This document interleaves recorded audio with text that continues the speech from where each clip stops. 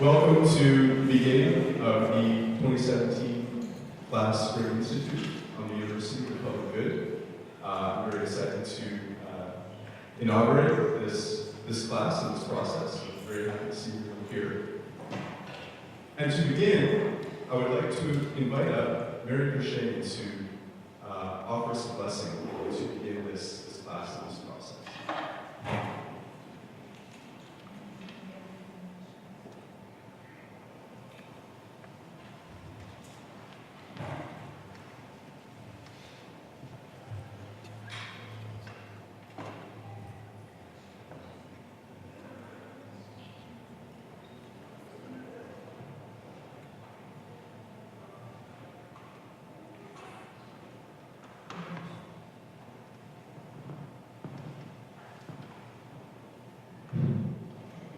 Just listening.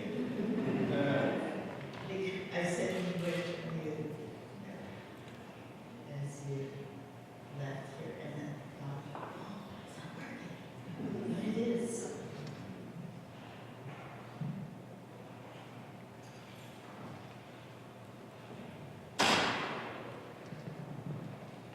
Good afternoon, everyone. Gives me a really great, happy feeling, despite the fact that I'm not at my best today, physically speaking.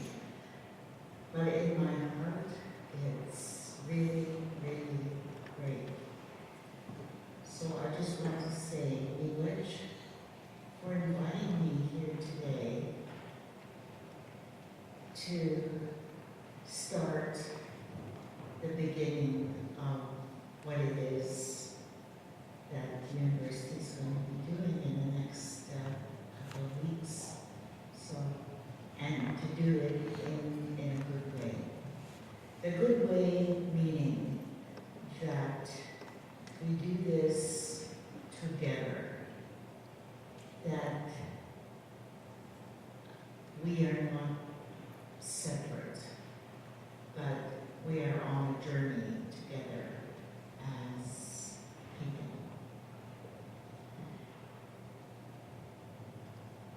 I always share when I'm asked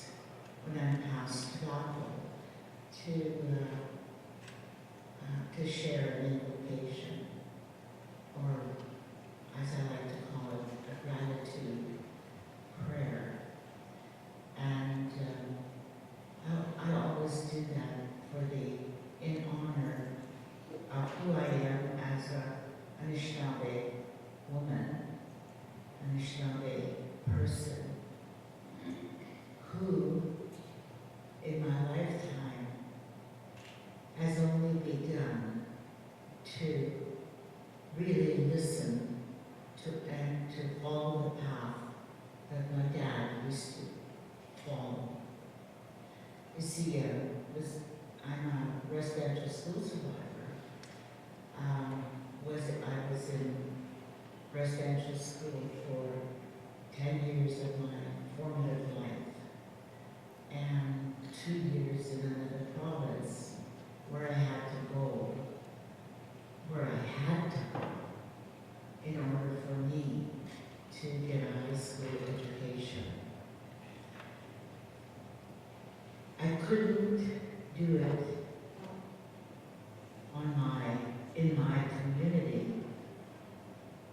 because the high school that was adjacent to my community, to my home community, would not accept me because of who I was as an Anishinaabe person. When my dad went to register, wanted to enroll me to do my grade 11 and 12, he was told, but Joe, my dad's name was Joe, we've never had an Indian in our school, and we're not allowed to. With that, I was turned away. My dad accepted that. He didn't fight.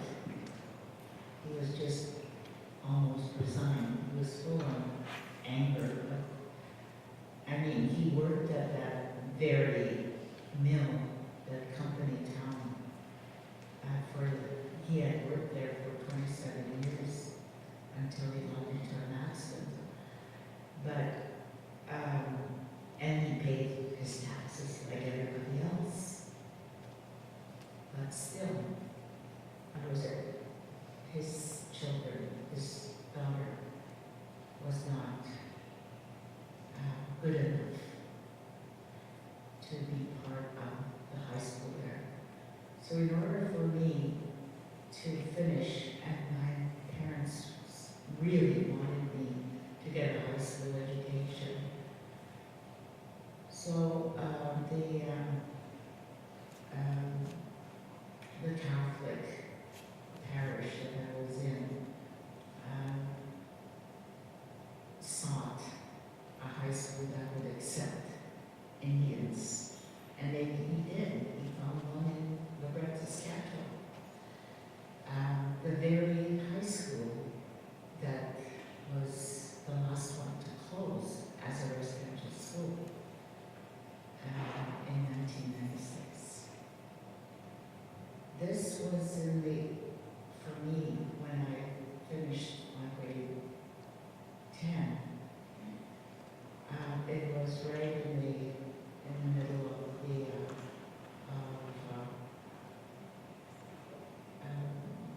racist times.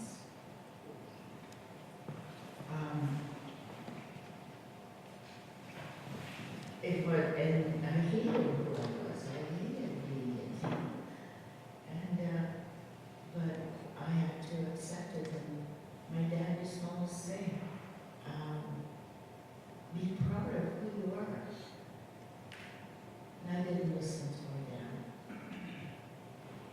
It wasn't until many, many years later, many decades later, my dad had been gone in the spiritual life for many years.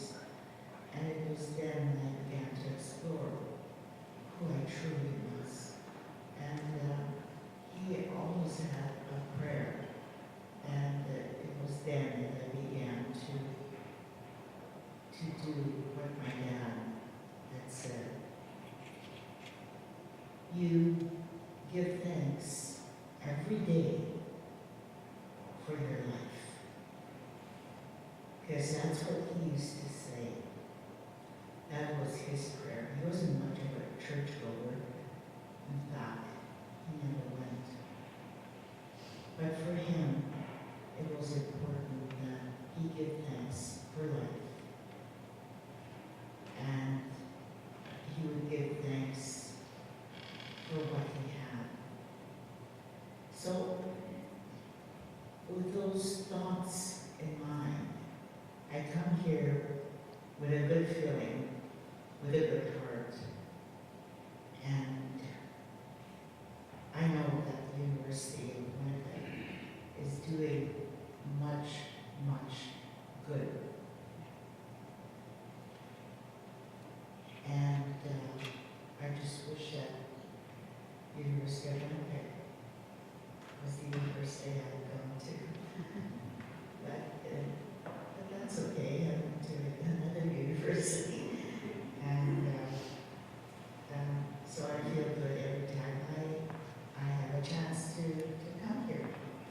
And with that, I would just like to say the invocation in honor of my dad. And I come here with humility and also to say much for inviting me here to say that special prayer that my dad used to say. So if you wouldn't mind, I'm going to say it in my language simply because I can. There were many, many years that I rejected my language. But my dad always insisted. He used to always say, whenever I go home during the holidays,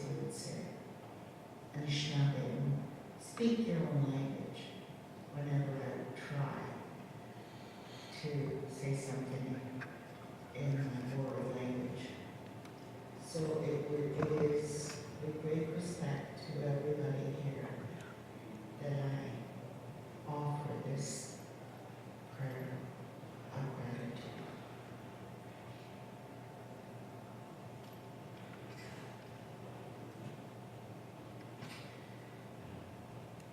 Courchene, wabinoa equation class, makondo de. Jemanito, nimamo nimamo. Chig zinama, chilali dama. Akoe jemanito, migrech, kitio, temati serenje.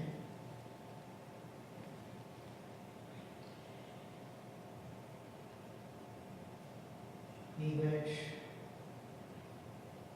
kitio, jemanito. Oema, kamang diamo, kakishak. Ninana terreno, mensha. Emission senare, bukumenare. Where many vision modesty. Weekend and now, Emine, Menopause,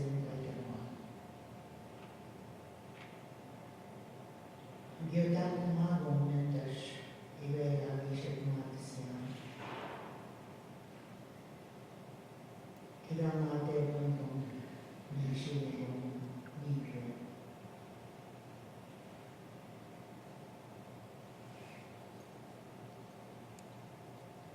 Ima Boxeda Mentionate Menoma Chive Nani Sena Jewatisera Miwe Anishmera Jackie Dendalok Walking Jewatisera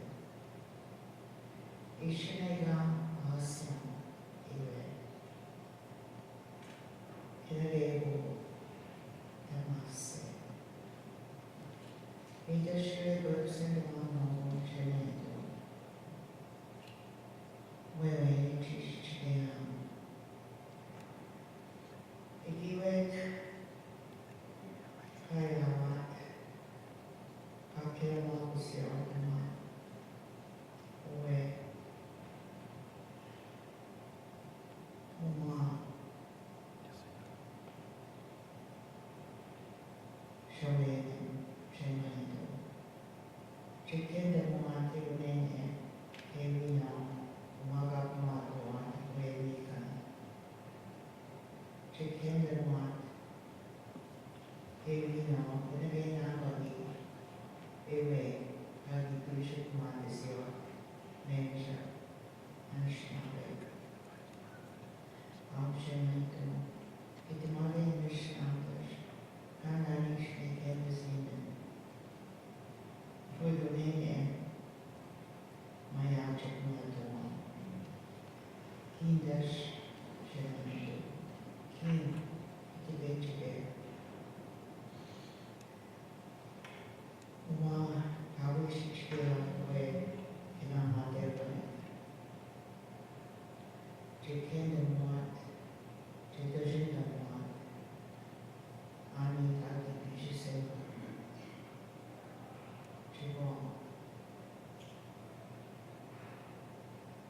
My seat, having there, leadership, architecture, medicine, medicine, it might be Krishna, it might be Krishna, it might be Krishna, it might be Krishna. English, thank you very much.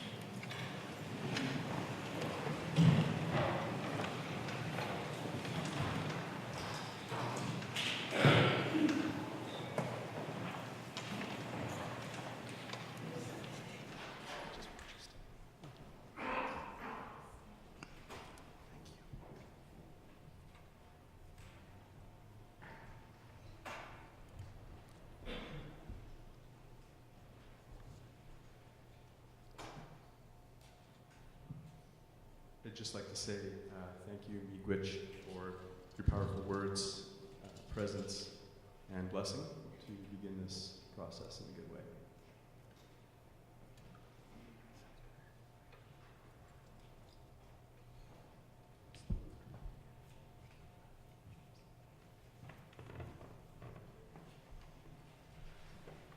The University of Winnipeg's 50th anniversary provides us with a timely opportunity to reflect on the nature of the university, its history, and its future directions. With its origin in medieval institutions like Nalanda in India, Al-Azhar in Cairo in Egypt, or the universities of Paris and Bologna in Europe, the university as an institution can evoke a sense of storied scholasticism, vigorous debate, and the pursuit of higher truths. The university has also been a place historically where people have engaged in professional training to be doctors and lawyers and engineers. Liberal arts traditions in North America have fostered a sense of the university as a place where one learns to think, where one is given the tools to see through bad arguments, to prioritize and order knowledge, and to develop and refine one's ethical sensibilities. Recent years have seen governments around the world tighten public funding for higher education, forcing us as university communities to consider more urgently what our essential purposes are and what the goals of higher education ultimately should be. Are we here to foster critical thinking and enlightenment, a more equitable and just society? Are we here to provide job training, to contribute to the economy, or some combination of all of these things? The Center for the Liberal Arts and Secular Society, or CLAS, Spring Institute, this year is on the university and the public good, and we are focused on navigating these very questions together. To begin this process and to help us start our thinking on the university and its purpose, we have a distinguished panel of speakers here with us today, and I'm very pleased and honored to introduce our panel members. Dr. Annette Trimbee is President and Vice Chancellor of the University of Winnipeg. Prior to her work at the University of Winnipeg, President Trimbee was Deputy Minister of several departments of the Alberta government, including the Finance and Treasury Board and Advanced Education and Technology. She's also a scholar and scientist, earning her PhD at McMaster in Ecology and completing a postdoctoral position in ecology at the University of Alberta. President Trimbee brings to us a wealth of experience in government, university administration, and scholarship, and I'm excited to hear her thoughts on this timely topic. Next to her is Dr. James Currie, Deputy Provost and Associate Vice President here at the University of Winnipeg. He's also an accomplished mathematician with over 65 publications and 25 years of continuously funded research from the Natural Sciences and Engineering Research Council of Canada. He has proven to be an immensely popular professor here at the University of Winnipeg, being listed more than once in Maclean's list of popular profs. Dr. Currie is also someone who has utilized history to teach mathematics, engaging in interdisciplinary thinking, the kind that's critical to addressing the questions of our Spring Institute this year. Next to him is Dr. Carlos Colorado, Associate Professor and Chair of the Department of Religion and Culture here at the University of Winnipeg. He is also the founding and acting director of the Center for the Liberal Arts and Secular Society and the coordinator of the Axworthy Distinguished Lecture Series on social justice and the public good. He serves as chair of the board of directors of the Jane Goodall Institute in Canada. His research analyzes secular culture, focusing on the intersection of political power, identity, social justice, and religion, all in the public sphere. Dr. Colorado's intellectual work overlaps with the themes of this institute in a number of respects, and I look forward to hearing his thoughts on the questions we are addressing over the next few weeks. And we will begin with Dr. Colorado.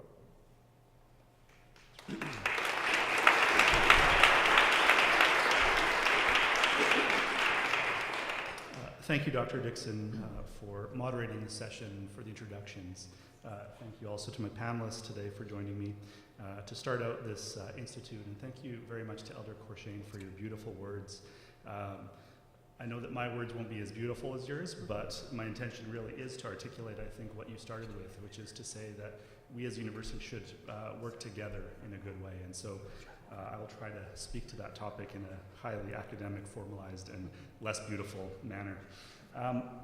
So Rory said a little bit about my role with class, with that research center, and so I'd like to begin my remarks today by talking about class. So it is the research center that is organizing this institute, and after I talk about that a little bit, I'll move more directly into some comments about the university and the public good. I'd like to start by talking about the first S in class. So it is the Center for the Liberal Arts and Secular Society. So why secular? Why is that term in there, and why is it part of the focus of this working group of student and faculty researchers? Although we North Americans often use secular in our common speech or our vernacular, and we don't tend to qualify our usage of the word secular, a fairly cursory examination will quickly show us that it is deployed in a range of ways. We use this word secular in a range of ways. So often, that secular descriptor is used to account for political arrangements, and specifically those that separate religion and the state.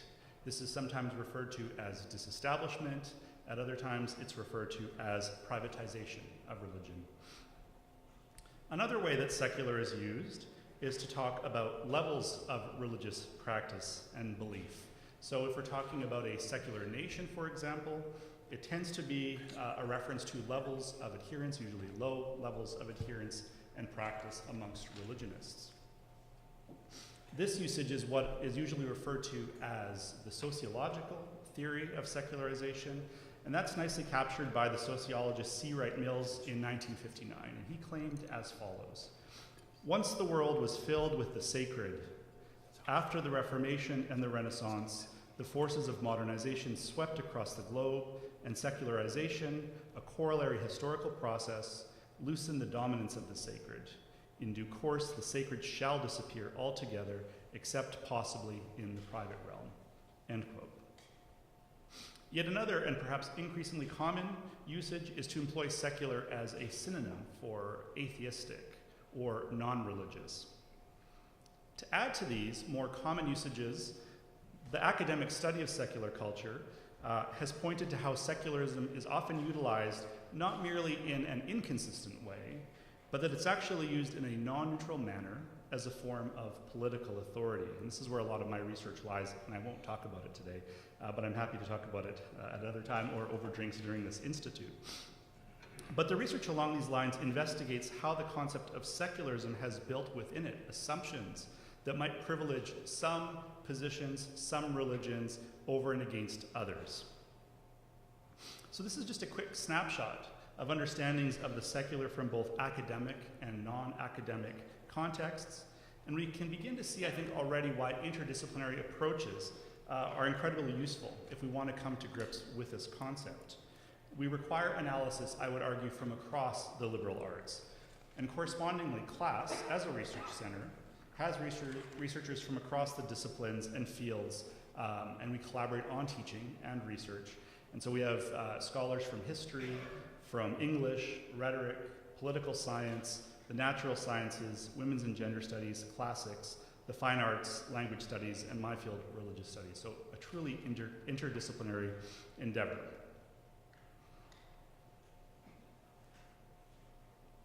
This brings me to the idea of the university, and specifically the secular university. What is it? What might we think a secular university might be? To answer that question, or to give one answer to that question, or to tell one story in response to that, I think there's one understanding of the secular that's highly relevant to what I want to focus on for the remainder of my remarks. And that is the idea that, first of all, secularization is social differentiation. Okay, social differentiation. And second, that this secularization as social differentiation applies to the university. I'm going to try to spend some time unpacking that a little bit. According to the scholar Jose Casanova, secularization as differentiation is usually understood as the emancipation of various social spheres from religious institutions and norms. Okay, so the removal of those spheres from the authority of religion. If we think of the idealized concepts of public and private, this is one iteration of what Casanova is talking about. So one might hold, for example, the view that there is something called the public sphere, and that the university is a part of that, and that might be typified by reason. We might even use the word cold, hard reason, and the private sphere might be seen as an appropriate space for the remainder, right? So subjectivity, irrationality, emotionality, and of course, religion falls into that remainder as well. And so that's one understanding. Professor of International Studies and Islamic Studies, John Esposito, who's, I believe, at Georgetown, identifies one rationale for privatization amongst scholars in the university, and he says as follows: religious faith is at best supposed to be a private matter. The degree of one's intellectual sophistication and objectivity in academia is often equated with a secular liberalism and relativism that seems antithetical to religion, end quote. There are other more nuanced perspectives that describe the emergence of a differentiated set of spheres beyond the simple dyad of public and private. So these differentiated spheres contain their own norms, their own rules, their institutions. So we can think, for example, of healthcare, the economy, social services, and of course the university. Each of these becomes specialized with secularization according to this position and becomes more differentiated. Now, this specialization has an obvious potential to create barriers between the university and those other spheres that comprise the public outside of the university environment. But there is additionally differentiation within the university. John Roberts and James Turner's book, entitled The Sacred and the Secular University, which my panelist to my right actually introduced me to, provides helpful historical insights that track the creation of what I'll call silos within the academy. I would like to devote some time to what I have found to be quite useful research for thinking about the question of the university and the public good. For those of you that are familiar with the history of the university as an idea and as an institution, particularly in the West, you'll know that it has very deep religious roots. For example, we find this to be the case within Christendom, as well as within Islamic context, as Dr. Dickson mentioned in his opening remarks. And for those of you that are interested especially in that development within Christian history, Dr. Barter, my colleague from the Department of Religion, is actually presenting a lecture today, which is open to the public at 4 o'clock, and I think it's in 2M70. So a much more sophisticated discussion of the history of the university as an idea within Christianity. So do please feel free to attend that if you're free. Now, these longer histories are incredibly important, and they do set the stage for Roberts and Turner's book. However, their main period of analysis begins in the late 19th and the early 20th century, particularly in America, but I think their insights largely apply to the Canadian context as well. One of their main theses is this: that higher education within pre-secular contexts assumed a coherence of knowledge, a coherence that was structured by a Christian view of the cosmos. Within that context, they note that expectations for students and for faculty alike were radically different from the normative models that we encounter now. For students, they claim, the goal was not to equip one student differently from another. Rather, the expectation was for all students to undergo the same basic education and to emerge from their institutions with a broad and integrated knowledge. Unlike students now who pursue areas of expertise, majors, and so on, there was no overriding notion of the need for disciplinary specialization. This was also represented in the expectations for faculty, who similarly were not required or even expected to remain within the bounds of a single discipline. To quote Roberts and Turner, in the Anglophone world, as late as the 1870s and 1880s, researchers in most areas of knowledge could employ whatever methods, pursue investigations across whatever fields they thought fit, end quote. Their position is that the decline of an integrated theory of knowledge anchored in a Christian view of the cosmos gave way, through secularization, to a new epistemology, or a theory of knowledge, that did not necessarily see all knowledge as interconnected. Now, this change in understanding developed alongside the change in approach and the emergence of what they refer to as disciplinary specialization. They underscore that disciplinary specialization is distinctive from a more generic notion of specialization. One could become a specialist in the latter sense by developing a mastery over a particular subject matter or topic, and that sort of specialization, they argue, pre-exists the secularization we see in 19th and 20th century universities. But disciplinary specialization, they say, is a unique phenomenon. As they put it, what developed with disciplinary specialization was not simply narrowness of range, but the acknowledgement of disciplinary isolation. As disciplinary specialization became the new model for academia, a new set of normative expectations for research and teaching emerged. Under this new model, in order to be deemed competent as a scholar, as faculty and as students, we were expected to limit ourselves to single disciplines and to adhere to the methodological presumptions of those disciplines. The authors of the book summarize this new development succinctly. They say, quote, "Disciplinary specialists thus began to snip apart the previously undivided map of knowledge into separate territories. Between these disciplines, they started to erect methodological fences, hard for non-specialists to scale. They declared two revolutionary dogmata: that knowledge does not form a whole, but on the contrary, properly divides itself into distinct compartments, and second, that unique methodological principles and scholarly traditions govern life within each of these boxes." End quote. Now, the development of this disciplinary specialization has become the standard for contemporary universities.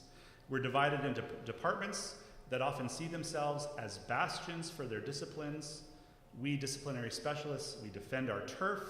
We expect our peers to remain within our methodological strictures. And this has resulted in incredible disciplinary rigor. Indeed, the secular, differentiated, hyper-specialized university is undoubtedly rigorous. But that deep differentiation, that hyper-specialization, comes with its drawbacks as it pertains to the public good. The academy is often seen as setting itself apart with its own set of rules, an institution disconnected from society more broadly. And it has become increasingly common, especially in the United States, I would argue, to dismiss the university as an elitist institution, out of touch with society and out of touch with society's needs. I don't think it's a coincidence that the notion of the ivory tower becomes linked to universities in the 1930s and 1940s when that hyper-specialization takes really deep root. It's not a coincidence, I would argue. What the work of Roberts and Turner help us to understand is how the gap between town and gown might be understood through the lens of differentiation and a new conception of knowledge bred by secularization. And here, in my view, is the most critical insight from their work as it pertains to our discussion today. Differentiation and disciplinary specialization brings with it a number of changes, and I quote, faculty members become increasingly specialized in their scholarship and oriented towards research over and beyond the teaching that had been their central activity historically. Disciplinary boundaries developed and were increasingly defined with reference to external professional societies. Faculty members' loyalties began their shift away from institutions and towards these disciplines, a transition that has accelerated through the 20th century, end quote. And I will additionally add to their insights that as loyalties shifted to disciplines and to professional societies and away from institutions, that the scholarship of academics increasingly became detached from the non-academic community. Disciplinary experts address their research to one another and rarely to those unable to scale those methodological fences of the disciplines in question. Differentiation, thus, has led to the development of academic silos, which often fail to engage other silos or those beyond campus. Now, our Research Center class seeks to attend to these issues, both through interdisciplinary collaboration and also through knowledge mobilization. On the center's website, we note that one central objective of class is to interrogate the sharp, secularist lines that divide idealized private space from public ones. Moreover, class seeks to mobilize its knowledge in ways that engage both sides of this dyad, to blur the borders between town and gown, to envision the secular university as neither strictly private nor strictly public. Public institutes, colloquia, and lectures that engage a broad set of constituencies are a core aspect of class's knowledge mobilization. In my view, the major social problems we face regionally, nationally, globally, cannot be addressed solely from within isolated disciplines. We require a more collaborative orientation. If we consider the ecological crisis that our globe currently faces, it's evident that any answers will require scientists to work with humanists, academic experts to work with community leaders and grassroots activists. It will require governments, business leaders, and so on to work with the university. Climate change, like most questions of social justice, is a highly complex problem that demands collaborative approaches beyond the silos of a university. The University of Winnipeg, in my view, enacts this collaborative ethos very well. And I think it stands as a counterexample to that ivory tower model of the university. And I would argue class is just one of many examples on campus of this kind of interdisciplinary research and teaching that embraces much of what I'm talking about today and seeks to go beyond the bounds of disciplinary territory, and also emphasizes reaching out to the community. So this institute is an opportunity along these lines to analyze the notion of the university and the public good, but I would also say that it is a manifestation of the university and the broader community engaging each other in dialogue, and is thus contributing to that public good. And I'll end there.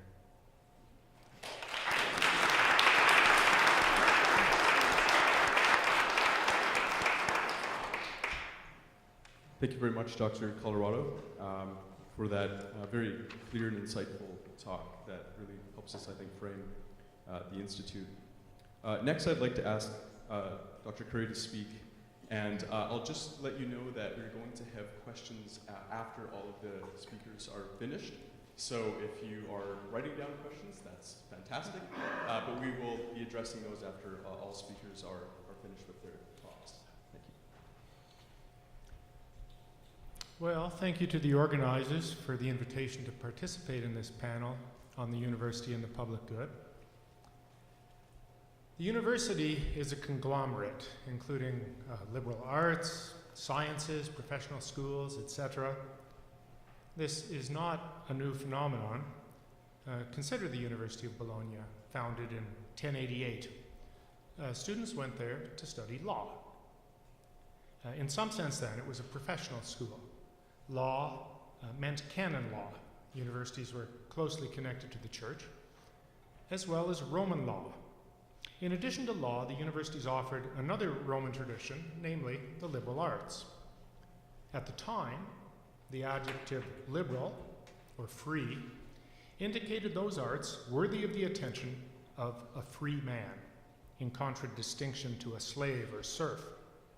Much later, with the rise of science in universities in the late 1800s, the meaning of liberal shifted, again free, but free from tradition, free from preconception, skeptical, with an academic skepticism.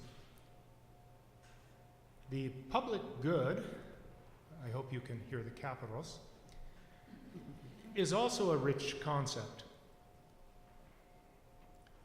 When you look at a public institution, you may conceivably ask, what is it good for? So consider, by way of an example, a symphony.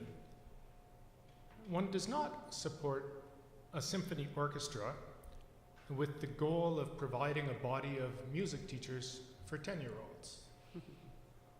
Not even with the goal of providing a practicum venue for university students of music.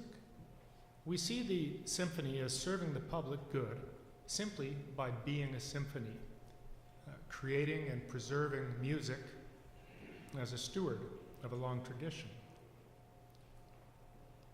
When we talk about the university, there's a large complex of ideas to unpack. academic freedom, the liberal arts, research, tenure, scholarship, social mobility, self-governance. As with the symphony, I take the position, somewhat heretical to those on the outside, that the most important role of the university is not found in teaching and training. Teaching happens in elementary schools, high schools, colleges, and universities also, of course. However, the notion of teaching and training in particular, involves the idea that what needs to be taught is already known, that knowledge has an agreed-on content and simply needs to be efficiently dished out.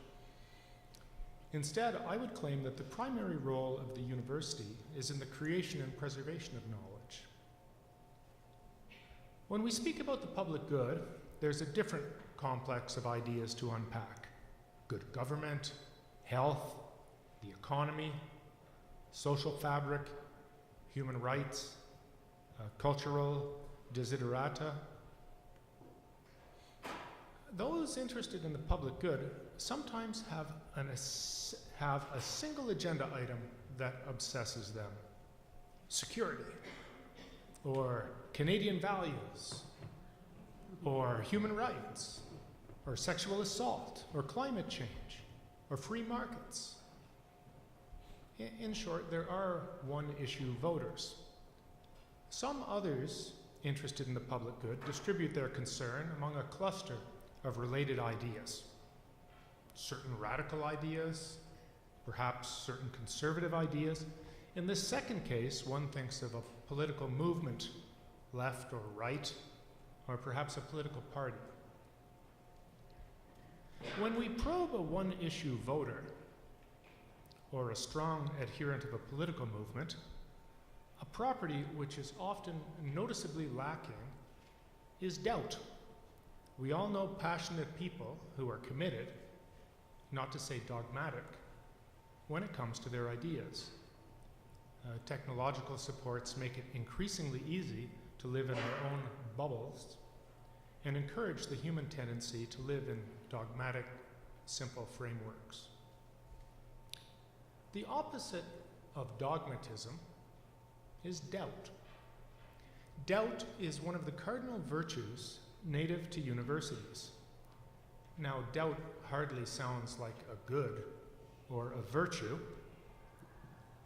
With a nod to the historical connection of the university to the Catholic Church, let me remind you that the 7 cardinal virtues are chastity, temperance, charity, diligence, patience, kindness, and humility.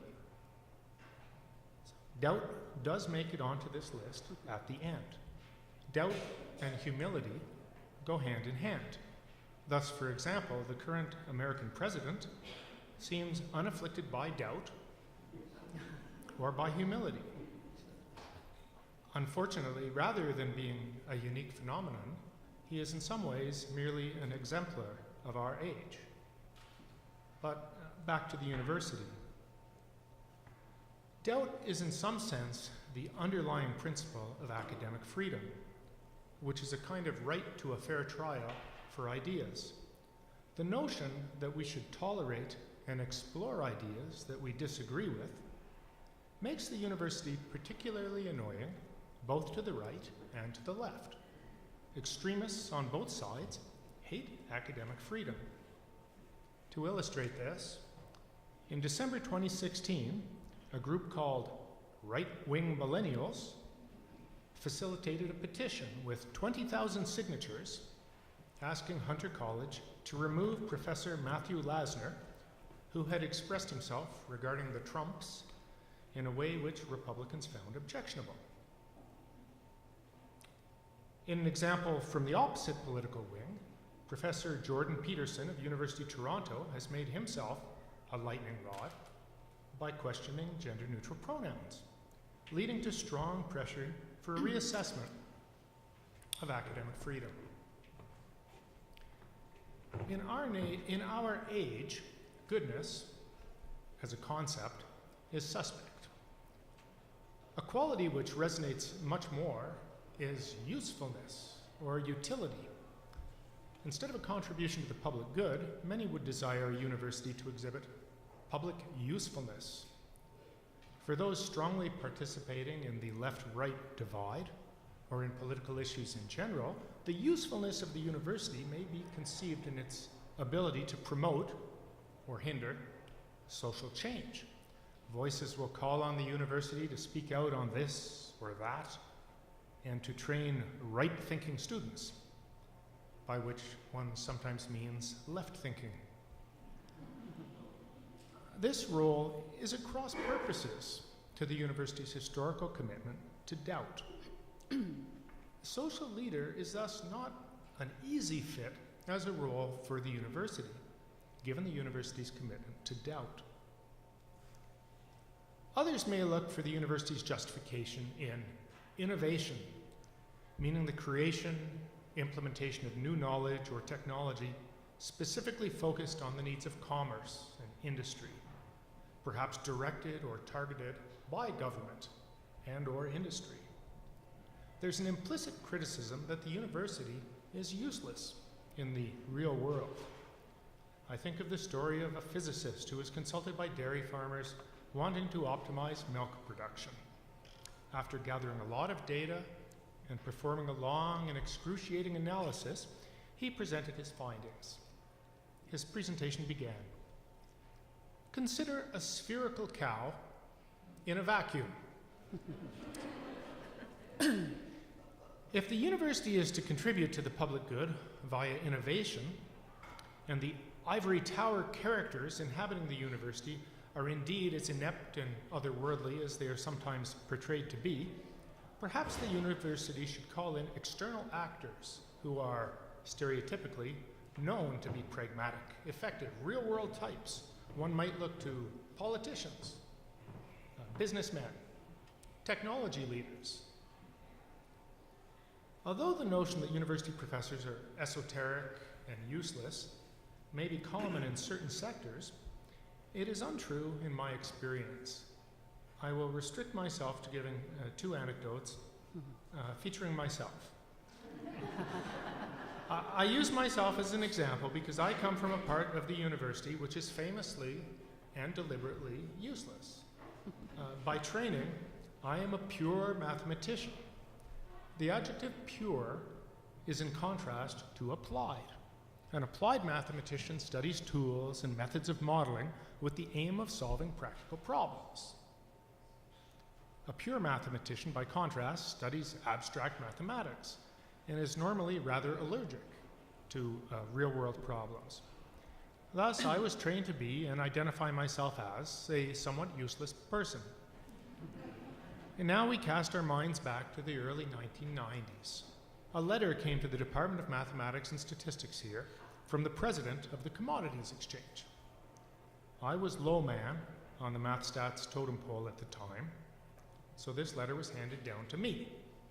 Appended to the letter were 2 computer programs with no comments and an economics article deriving the Black-Scholes Formula, which is used to derive option prices on the stock market. The president of the Commodities Exchange wanted to know which of these 2 computer programs would give more accurate values for the price of grain futures. At this time, I had never heard of the Black-Scholes Formula. It took me about 30 minutes to solve this problem. Being a university professor and seeing this as part of my community service, I wrote my analysis down and sent it to the board president for free. From the point of view of a pure mathematician, the question was trivial and not very interesting. In essence, it had to do with the convergence of Taylor series for logarithms, but I wanted to be helpful. I will leave it to your imagination to put the correct dollar value on the time for a consultant to analyze, solve, and report on a problem of this nature. This is just one example among many of the impractical university professor providing huge, free value to the worldly and important business community. Some 15 years later, I was approached by a local inventor who had some patents and had invented a login scheme, a password protocol. which is now part of an Android app, which you can put on your phone if you wish. This fellow was confident that the scheme was unbreakable, but wanted an analysis by a mathematician to certify his invention for the purpose of securing investors. Being a little less green this time round, I actually set up a consulting contract, this time before undertaking the work. This fellow was self-employed as an inventor, so I certainly did not charge top dollar. As it turns out, the scheme was easy to crack for a pure mathematician working in combinatorics. I did indicate possible ways to strengthen it and some rigorous measurements of the actual strength of the scheme. Now, we all know that if university professors were really smart, they would all be working for Silicon Valley or setting up their own companies, etc., etc. Except this isn't true. There are some very intelligent, publicly minded people working at universities because they like the culture and believe in the mission of advancing and preserving knowledge. But couldn't we get more out of the university by setting the politician or the businessman over it and providing more direction? No. Isaac Newton did not discover universal gravitation because he had been so instructed by a royal commission. He did, however, as a later sideline, become master of the mint and reverse a long-running debasement of English currency. Einstein did not discover the theory of relativity because a businessman had pointed out the usefulness of it to him. There is currently a large social experiment going on south of the border where we will be able to observe the effectiveness of setting a successful businessman, unsaddled by doubt, to fix scientific and cultural organizations. My position is that the university, like a symphony or a museum, is a public good in itself. Nevertheless, history shows that the university also feeds benefits, such as positive social change and innovation, into the larger society. Thank you.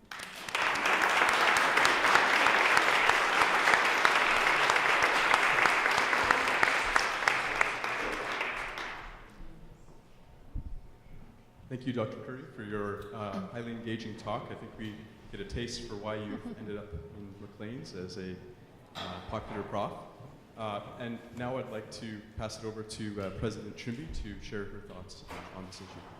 Thank you. So good afternoon, everybody. I will start by saying I have no doubt that James is very useful.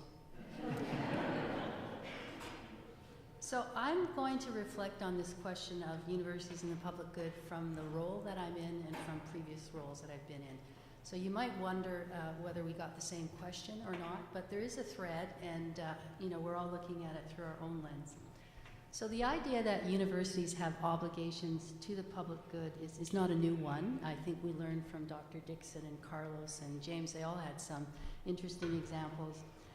There's this dichotomy that on one hand, universities are among the most enduring institutions in the world. I was at something last week where somebody said of the top 100 enduring institutions, 87 of them are universities. I couldn't find that anywhere, but maybe somebody here knows where that anecdote or truth comes from. So on the one hand, universities are very enduring. At the same time, universities are under tremendous pressure to change, to be of more value seen by whoever is asking for that change. And obviously that pressure has evolved over the times.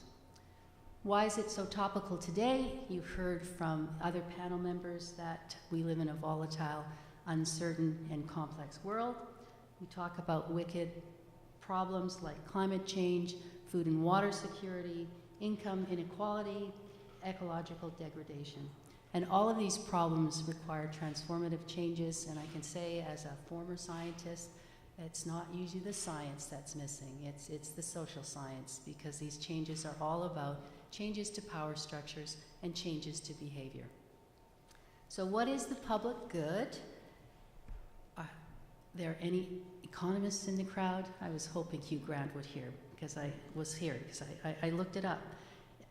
A good that is both non-excludable and non-rivalrous in that individuals cannot be effectively excluded from its use. Public parks, national defense, sewer systems.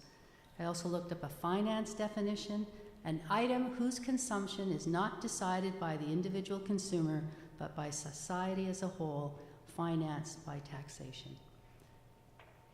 So what goods do universities produce? I doubt that anybody in the room particularly likes that question being phrased that way, but James has rephrased it. We're quite comfortable talking about what we do, why this is of value, and why the public should support being taxed to partially pay for what we do. So what do universities do? We've heard it in a variety of ways.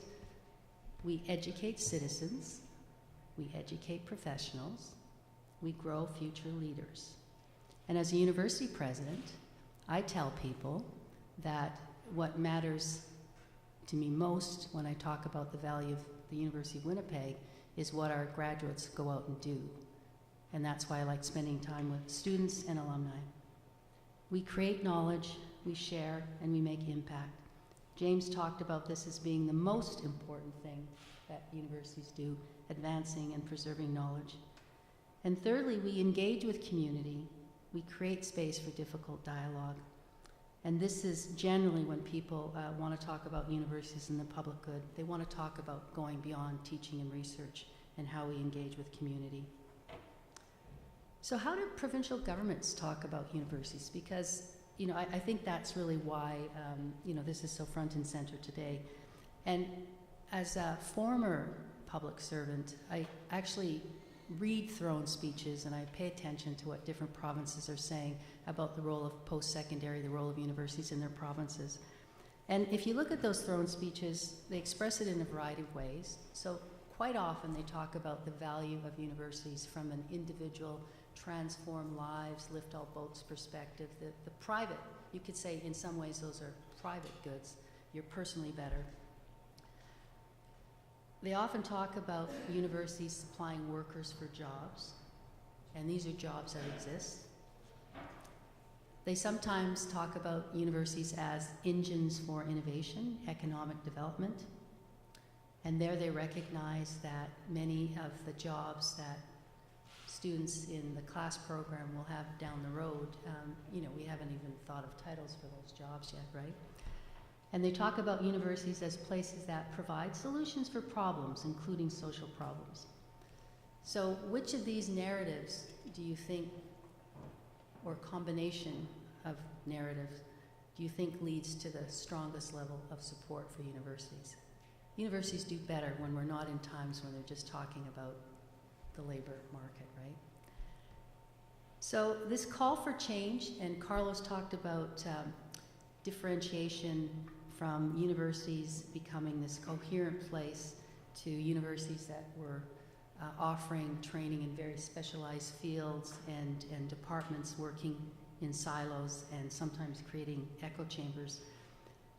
When you think about universities, universities too are becoming differentiated. Not all universities are the same. So I'll give you some examples. This isn't intended to be exhaustive. It's not exclusive. These examples are not exclusive, so a particular university can be more than one type, but I'm really trying to illustrate the point. Probably about a decade or two ago, there was quite a strong call for universities to become more open. So these were universities that were delivering programming online, off campus, and they weren't concerned necessarily about the grades of the students coming in. Athabasca University, for example, in Alberta, you hear a lot of talk about innovative universities. These are places like Stanford, MIT, Waterloo, and the whole idea is, you know, these STEM graduates would go start businesses and grow clusters right around them. So these are seen as economic engines. There's also a category of civic universities. These are universities with a strong sense of purpose, a sense of space, and they explicitly talk about maximizing their contribution to civil society. And these universities are willing to invest in order to have impact beyond the academy, beyond teaching and research. These universities build social infrastructure. We still have faith-founded and faith-based universities. And more recently, conversation has focused on mainstream universities becoming more indigenized, but we also have some universities, like the University of Blue Quills in Alberta, that is fully indigenous. So where is our university in the mix? We're a downtown inner city university. We're a university with a strong sense of purpose, social justice, a strong sense of place. We're in Winnipeg, we're in Manitoba, we're in the center of Canada's Indigenous comeback. There is some coherence in the people that tend to want to work at the U of W, study at the U of W, graduate from the U of W. Our graduates are both specialists and generalists and really share a desire to do good. Elder Mary, you're right, this is a place that does good. Everybody here wants to do good. We are a civic university. We have been investing to have impact beyond the academy, beyond teaching and research. Next week, I was invited to go to a workshop by Simon Fraser University and the McConnell Family Foundation and a social enterprise not-for-profit group.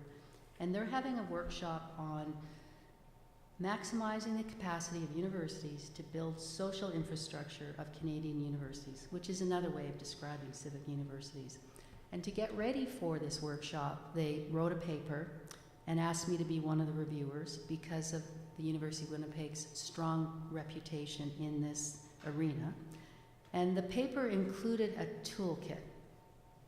So the paper talked about things universities can do to have more of an impact on social infrastructure. One of the categories of tools is financial. So universities spend money. How do they leverage that buying power? Universities hire people. Universities compensate people. Universities make choices, like the choices we have made to work with a social enterprise called Diversity Foods. So our food service provider is a social enterprise. Physical buildings, there's another category of tools. Do universities open up their spaces for common use? Like our big recplex just over there. 1/3 of the use of that recplex is for community. There are also tools that relate to relations and partnerships. So for example, at the University of Winnipeg, you're probably familiar with Witchywaganuk Center just over on Ellis. You've probably noticed that we have a lot of young people on campus. We have a number of programs to encourage students who might not necessarily think that they were university bound to come on campus and imagine that maybe they could come to university. Research, our professors decide what they want to research. Many of our researchers like to study things like homelessness, climate change, refugees, LGBTQ issues. We also have some examples of things we are doing that tie to their social services toolbox. We at the University of Winnipeg have our sign up in Portage Place Mall. There's a UW Legal Aid Center, and you might wonder about that because we don't have a law program, but we pay their rent. So we are contributing to the community by assisting with the funding of a center that provides legal services to people who might not have access otherwise. We also convene a lot of very interesting functions at the University of Winnipeg. The Axworthy series is an example. So this paper and the workshop that they're planning next week are intended to be a call for action to universities to play a stronger role in accelerating society's transition to a more sustainable and just future. And to be honest, Alana, their paper looks a lot like our university's work in progress to update our sustainability policy. But I surprised them when I gave them my initial feedback. And my initial response was, for universities that are already in this space, universities that identify themselves as civic universities, what we need is a toolbox to help us set priorities given the current realities of university budgets. And if you think about it, the tools in their toolbox, you can see them as a continuum. Some tools have a very direct tie back to teaching and research. So for example, when you see young people on campus, You can see that we would eventually attract some of them to our campus, so there's a direct tie to what we do. But on the other hand, some others have less of an obvious tie back to the university. The Legal Aid Center example that I just gave you. So going forward, nobody wants to be driven by bottom lines. I'm a university president. I actually have to look at numbers on occasion. I don't like spreadsheets, but I do like data, because we want our institution to endure. We're stretched now as a university, and we have said that how far and how fast we go in implementing our strategic directions will depend on funding. So who is the University of Winnipeg? We talk about a university as though it's this kind of Borg. And if you really think about it, we have a remarkable diversity of constituents. Students, past students, current students, future students, staff, faculty, alumni. We have multiple generations on campus. We have founders, we have funders. We are diverse and large. And one of our virtues is to be full of doubt. Our governance is very complex. We have bicameral governance. We have a 36-member Board of Regents. We have an 80-plus member Senate. We have an Indigenous Advisory Circle. So when I was asked to talk about universities in the public good, James concluded by saying, we're like the symphony. We are, and we're good. I am instead going to ask you a couple of questions and hope this gets some dialogue going. So how do we safeguard the enduring role of our university as a place for difficult dialogue, to protect this virtue of doubt, and at the same time create and maintain an inclusive learning environment? How do we decide when to commit our institution to a position on a public issue beyond our campus? And the way I phrased it with Alana, as a university president, I don't know if I should be overly influential in shaping your thoughts on your causes. I think it's about creating an environment for you to discover them, find them, and pursue them. But there are times when the debate is over. It wasn't difficult for this university to mandate an Indigenous course requirement. We were ready, we were there, we were cohesive. So taking a position on a social issue may or may not have an impact on budget. If it does have an impact on budget, how do we prioritize our social infrastructure investments? For example, should we give higher priority to investments with a more direct tie back to teaching and research? So from a University of Winnipeg legacy perspective, we have a lot to be proud of. We are having impact. We feel good about what we do. We're not going backwards. We want to move forward in a good way. And I just hope that through the course of this Spring Institute that we take a look at some of these questions, and I'm looking forward to hearing back from you. So thank you very much.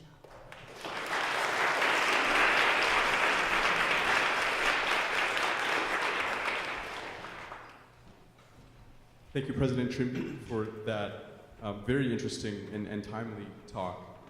And altogether, I think the panel has really made my job a lot easier. My name is Rory Dickson, and I'm leading the Spring Institute class. So we've got students here for really what is the first part of the course. And very pleased to see that we have such rich material to start to think about. Now, we were left there by President Trimbee with some questions, and you may have some of your own, or you may want to respond to those. So at this point, we'll open it up for questions. So if you do have one, please just raise your hand, and I'll come by and pass you the mic. So does anyone have a question they'd like to start off?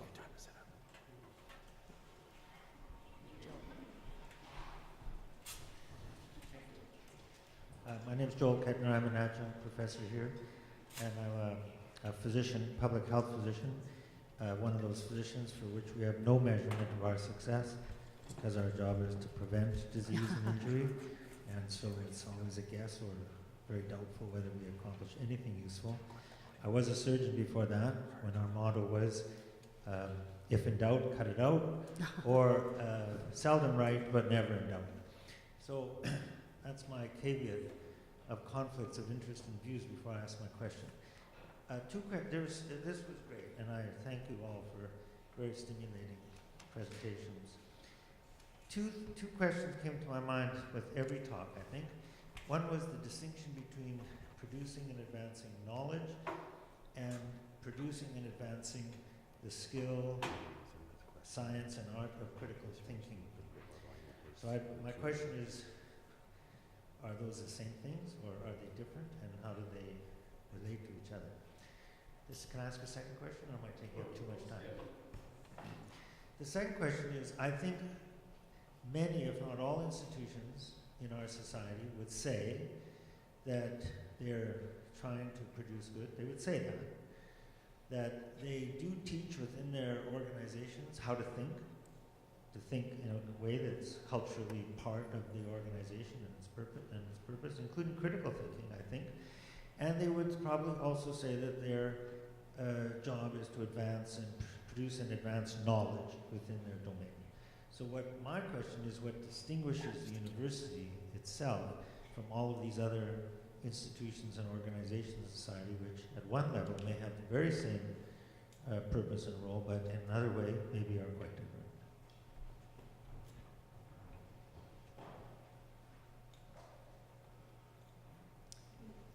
Okay, I'll go first. So producing and advancing knowledge versus advancing skill, critical thinking, are they the same? Are they different? They're both the same and different. You know, I think the way my son expressed it to me, his sort of reflections on graduating from university was, obviously it feels good to go deep and to learn something about things that other people might not have had the opportunity to explore. But it really is all about learning how to be serially passionate and go deep. So it is about critical thinking. But part of how you develop that is by allowing yourself to think deep, and to do that you have to have base level of knowledge. So it's both. Yeah, I guess I would say that they go hand in hand, and at the risk of being a little bit controversial, I come from my undergraduate and graduate degrees contexts where the 4-year degree was the norm.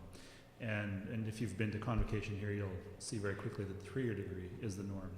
And I am a strong advocate for the 4-year degree, and it's precisely because along both of these lines, both the development of critical thinking skills, but also the knowledge at which the critical thinking skills are directed, is developed in a way where one simply doesn't quite get there in 3 years. Mm-hmm. And so it's really in year 3 and year 4 where we move from the lecture setting to the seminar setting more typically. Fortunately, Dr. Dixon's course for this class is in the seminar setting. So it allows students to hypothesize, to put their positions out there, and also for their peers to respond. And so it's an opportunity to I guess, demonstrate what one knows and to have that, I guess, cultivate that humility that Dr. Currie spoke to. So I really do see these things going hand in hand. My father taught me that an expert knows more and more about less and less until eventually the expert knows everything about nothing at all. Mm-hmm. And I think that can have a relevance when we're teaching skills, because perhaps we want to teach critical thinking, but just when we focus narrowly on particular skills we're teaching with no context and no content, then eventually thinking about what? So I think that becoming an expert in a subject matter gives you the opportunity to have a field in which to apply your critical thinking. With respect to other organizations outside the university, one of the things that we're seeing, and it's hard not to look to the United States, but there's many, I'll say, independent organizations which are doing science, and they're being shut down, and they're very subject to political interference. And ideally, the university is insulated from that, and you might not necessarily have a lot of money sometimes in universities, but with tenure you have people bumping along and continuing to ideally give you an objective outlook. And if I can balance the humility piece with some arrogance, I've accidentally done consulting on half a dozen occasions, and usually people come from the community, and they often preface their remarks by telling me how brilliant they are and how hard they've thought about all these things before asking me a trivial question. It's hard to appreciate in a university. In the various departments, you can find really exceptional, smart people. So I think that it's not that the university has a monopoly on that, but it's definitely something that is one of the values at the university. Okay, thank you. Yep. Jane Barter at the Department of Religion and Culture, and feeling very proud of my colleagues today in the Department of Religion and Culture. So thank you for this wonderful panel. I think if I were to draw a line of convergence that I see among the three presentations, it would be that you would each agree that the university is involved in the advancing and the preserving of knowledge, although I think that you may dispute what relation that has to the public good. But I want to spend just a second interrogating the idea of knowledge, right? So what if knowledge is not innocent? What if, for example, there are knowledges in the modern university that it would be governed, let's say, taking this from out of the air, by the market, just as surely as knowledge was governed by the church back in the bad old days. So I'm wondering if there's a role for the university not simply to advance and preserve knowledge, but actually also to interrogate it and to destroy it sometimes as well. So I'm wondering what your response might be to that. I'll take a shot. I mean, I think I was invited, in some of my remarks today actually, I guess, came about from preparing for a presentation that I was asked to give at USC on secularism, or the secular university as a wicked problem. And I know Dr. Trimbee referred to that, and so this notion of wicked problem is something that came from civic planning and refers to the notion that the definitions for problems are that we disagree about them. There's nothing necessarily from the outset that we agree upon, and so our definitions are going to diverge, and thus our responses to them are going to diverge.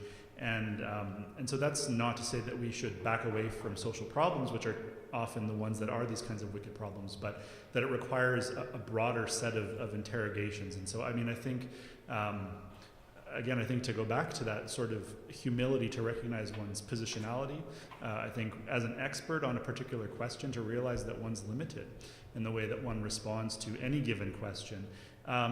But I also like to tell our students that we do need to defend our positions, right? And so I was interviewed on the CBC yesterday to talk about the choice of speakers for this particular institute. And I wanted to be very careful because it was a media setting.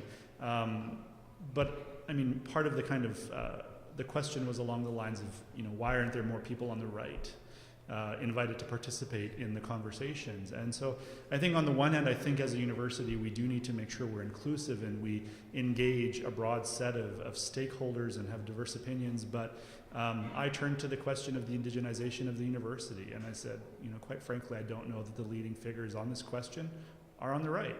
And I think it's important for our students to also take stances in the world and not get lost in this kind of I guess, relativism as it pertains to knowledge. I think, you know, it's a good day for a scientist if they can take some venerable theory and throw it in the garbage. So if you look at genetics, it's really only existed since the 1950s. Well, it goes back to Mendel, except he was wrong. Right, and there's this sort of continuous process. You see it especially in biology, but also in physics and chemistry, where people work on things for 100 years and then it gets thrown away. So yes, I think there's definitely a room for cleaning out your cupboards. And I'm going to say absolutely yes as well, but again, I look at it through the lens of a scientist, and again, science is all about testing hypotheses, so it's not about proving anything. So for me, it goes without saying that the role of a university is to constantly interrogate what other people think is simple and true. Thank you. Yeah.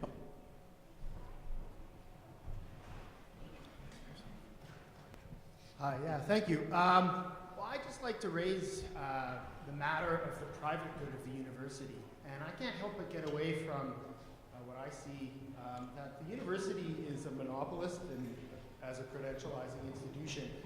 And these credentials confer great material advantage onto their recipients. And so I am somewhat troubled. I'd like to hear your views on the private goods of the university and the fact that the people who come through here get good jobs that usually remunerate them quite healthily. So I'm not convinced that the university's primary function is some abstract public good, but rather benefiting the children of the middle and upper middle class to join the professional elite.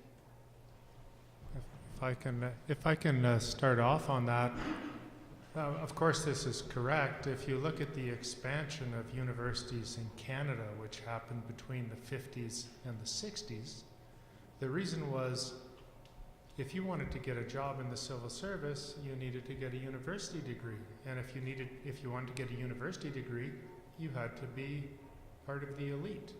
And this was manifestly unjust, and so Canada drastically expanded its university system, and today we're looking at access and so forth. So, but maybe I'll pass the torch to the person who brought up private goods. Maybe you have something to say. Well, I immediately went to the debate on tuition and the degree to which tuition should be, to what degree operating budget should be covered by tuition. So I think receiving a credential is both a public good and a private good. A more educated society is a healthier society, right? But at the same time, we also talk about the benefits to students of going to university from an employment perspective, from a quality of life perspective. I guess I would want to be careful to create a sharp division between the two. My parents are both immigrants, and they often proudly talk about how all of their children are in service fields. But of course, we were all pushed into university to move forward in the world, right? Mobilization, social mobilization, have access to goods. But I mean, at the same time, there's no question that through that process, through the ability to have more money in our pockets, we're also freed up to give back to the community. And I think I can also say, I don't know if there's anyone from the Alumni Association, but I think you look at those who have gone through our halls and have left with degrees and are better situated than they may have been beforehand because they've now got fantastic employment. Their ability to give back to the university is amplified tremendously. And I know as someone who does fundraising or starting to do fundraising, some of the most generous donors in the city. So I think that we can't disconnect the two, and I think it's important that we don't.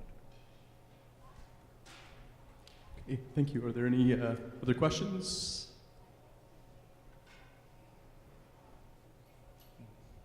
Play some Jeopardy music in the background softly. Peter. Hi, I have numerous questions running through my head, but I have a very specific one, which actually I think is only for Carlos. So that's why I was sort of hesitating before. But it seems like there's been numerous sort of historical looks recently at the university, and I really appreciate the overview you gave.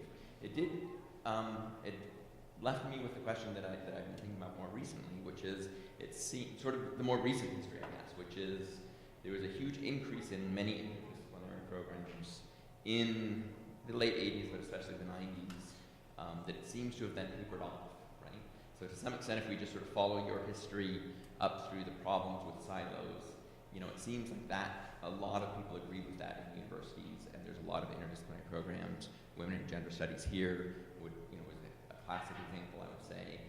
And then it seems like there's been a pulling back from them, right? And it's hard. Like I guess what I want is the more your thoughts on the more institutional background. Both my graduate degrees are in social thought, which is an interdisciplinary program. Tons of discussion about, is that a good thing for getting jobs, a bad thing, pluses and minuses, sort of at that level, lots of discussion. But I'm sort of thinking, to some extent from where I sit, it feels like we've tried the interdisciplinary approach and there's been lots of successes, but I'm not sure. I think we're at a different place than we were in the 90s, and there's been also a lot of retrenchment, and so I was sort of wondering if you could sort of follow your analysis up through the silos to the more recent history. Thanks, Peter. Well, I remember a conversation with my MA advisor, who is coincidentally giving the last talk in this institute, Ian Angus, who is also a graduate from the same doctoral program that Peter completed his degree at, Social Political Thought at York. And it was the program that I was very interested in enrolling in for my PhD, and he told me not to, right? And I think precisely because of the reasons that Peter has identified. He said, no, go and get your training in a discipline. Don't do interdisciplinary work. So I think part of this was a recognition of funding practices and what programs were being defunded and which ones were receiving more funding. And so I guess on the one hand, I don't know that I have a lot of nuance to offer in terms of why we left that behind. But I would also say that I think there are some universities like ours that continue to cross those disciplinary lines. But I think it's really crucial, as I tried to point out, that it's not just a matter of reaching across those disciplinary lines on campus, but reaching outwards. And I think that's, and yes, we do have to be careful how we do that in terms of resources in a time of scarcity, in terms of budget. But I think, what I'm really trying to respond to, I suppose, is trying to answer questions that are difficult and that do pertain to the public good. And while our structures may have changed for whatever reason through the 90s and early 2000s, I don't think that was necessarily a response to our ability to actually provide solutions or partial solutions to issues to do with social justice and the public good. I think they were often probably done for reasons of expediency, financial expediency. And so religious studies programs, for example, are shrinking, right? They tend to be shrinking, and Simon Fraser University, where I did my degree, they don't have one. And in fact, in BC, there's not really a proper religious studies department. It's Department of Theology and Religion at Trinity Western University. It's the largest, but beyond that, there's not really a proper religious studies department in all of British Columbia. So, I mean, it's interesting. Have questions of religion declined? I don't think so, and I think, even when we talk about Islam, for example, and area of expertise for Dr. Dickson, you can't really engage global politics without talking about religious studies. And so I guess I'm not really answering your question except to say that I stick to my thesis that we still need to move to that interdisciplinary and also outreach model. In a spirit of interdisciplinarity and also butting in, I want to recommend a book, and please be clear, a couple of books, and this is not the same as endorsing them, but I think a good book to read is Interdisciplinarity by Joe Moran, who looks historically at the development of interdisciplinarity and traces it back to cultural studies and criticism in English, for that matter. So that's very interesting. So that's Joe Moran, Interdisciplinarity. And there's another book, In Defense of Disciplines, which is more recent, and I'm afraid I haven't got the author on the tip of my brain. But I will make one observation, which is that it's funny that when we look at interdisciplinarity, people would be disturbed that we're not creating new departments to support interdisciplinarity. Let's be interdisciplinary. We need a new department, and a new department, and a new department. That's a little bit paradoxical. Mm-hmm. Okay, I think we have time for one last question, if there's one more. Okay.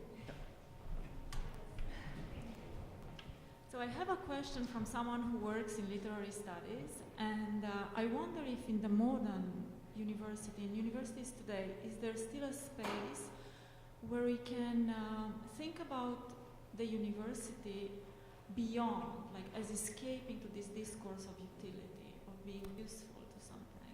Is there such a space today? I'm thinking about the art for art's sake. I think you ended up speaking about the public good in itself without having to be justified from the point of view of the public, of the community.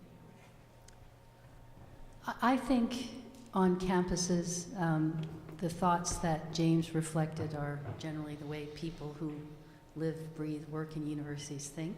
I think it's frustrating sometimes to think about having to explain to others how useful we are, but I think the reality is we do on occasion need to speak to others about how useful we are, because we are dependent on the province for 60% of our operating budget, and they will respond to what they're hearing from society at large, right? So I think that conversation is live and well.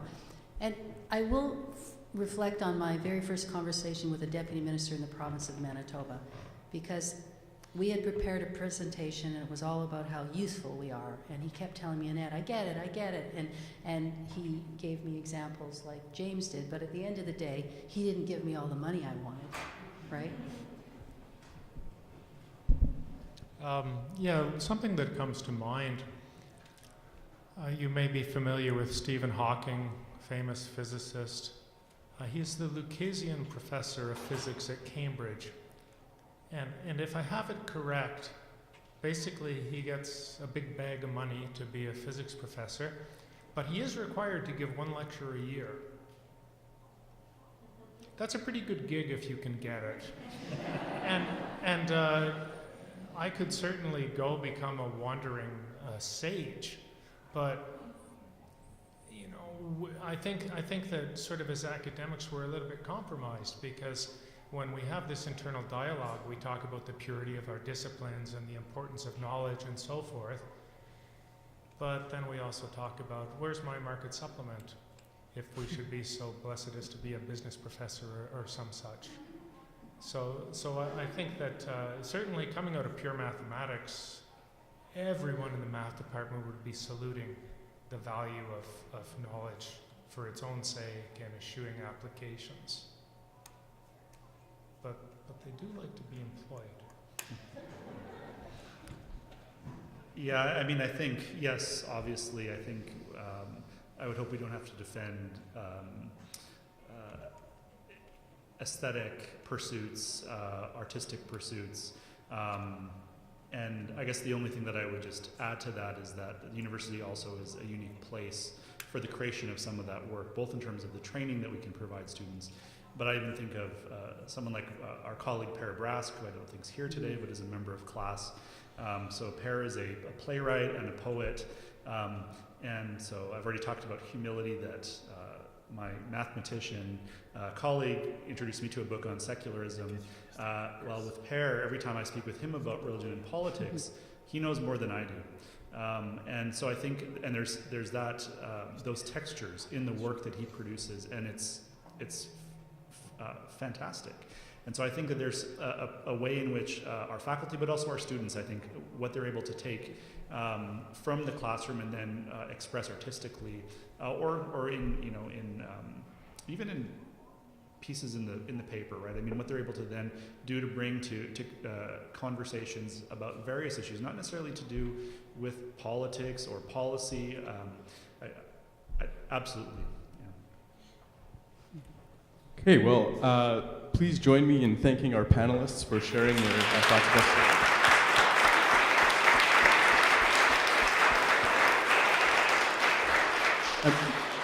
I'm very pleased with how this turned out. I think we've been given a lot of rich material to think through. Before we leave, I just want to give an announcement to the students. Please stick around. We're going to have a brief meeting, and also everyone try to come to Professor Jane Barter's talk at 4 p.m. in room 2M70 on the history of the university and its roots in theological institutions. So, okay. Thank you, everyone.